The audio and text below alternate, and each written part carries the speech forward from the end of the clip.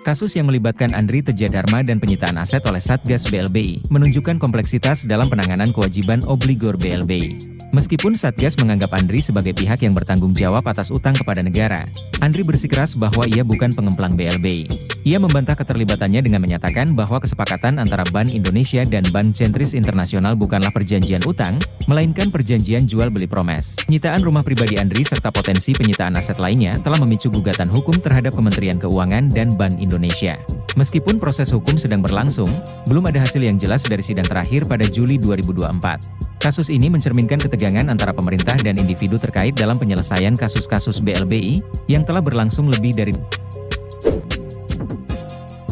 Pengadilan Negeri Jakarta Selatan mengklarifikasi bahwa RH, anak dari mantan Menteri Pekerjaan Umum era Presiden Soeharto, Radinal Mochtar, meninggal dunia bukan karena bentrokan fisik selama proses eksekusi rumah di Jakarta Selatan pada 12 September 2024. Menurut Humas PN Jakarta Selatan, Juyamto, RH meninggal akibat sakit yang dialaminya saat eksekusi berlangsung, bukan karena kekerasan atau bentrokan dengan petugas. RH sempat tidak sadarkan diri selama proses eksekusi di rumah makan sejuk bakmi dan kopi di kawasan Cilandak, Jakarta Selatan, dan langsung dilarikan ke RS Mayapada.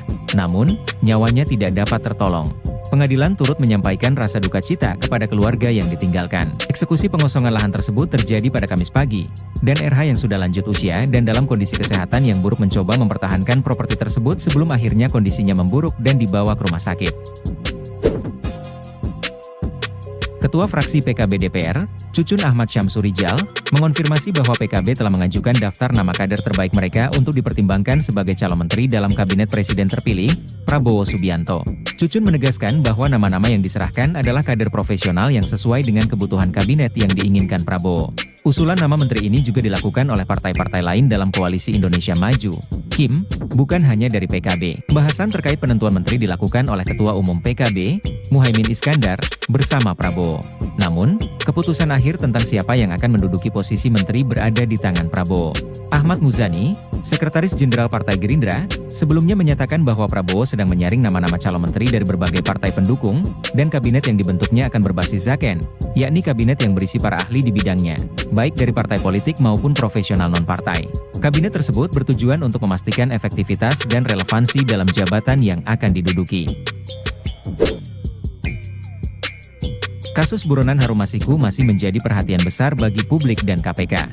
Temuan terbaru yang disampaikan oleh Ketua KPK, Nawawi Pomolango, mengungkapkan bahwa sebuah mobil yang diduga milik Harun Masiku ditemukan terparkir selama bertahun-tahun di sebuah apartemen di kawasan Jakarta Pusat. Namun, Nawawi tidak memberikan rincian lebih lanjut terkait perkembangan penyelidikan setelah penemuan mobil tersebut. Harun Masiku telah menjadi buronan KPK sejak 2020, setelah terlibat dalam kasus suap terkait pergantian antar waktu, PAW, anggota DPR RI. Dalam kasus tersebut, Harun diduga menyuap eks-komisioner KPU Wahyu Setiawan agar bisa masuk ke parlemen melalui mekanisme PAW.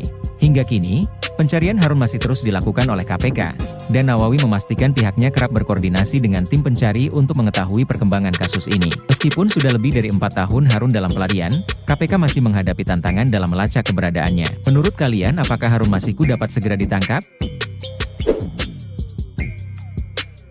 Terima kasih telah menonton video ini, jangan lupa memberi komentar di bawah, komentar terbaik akan ditampilkan di video selanjutnya.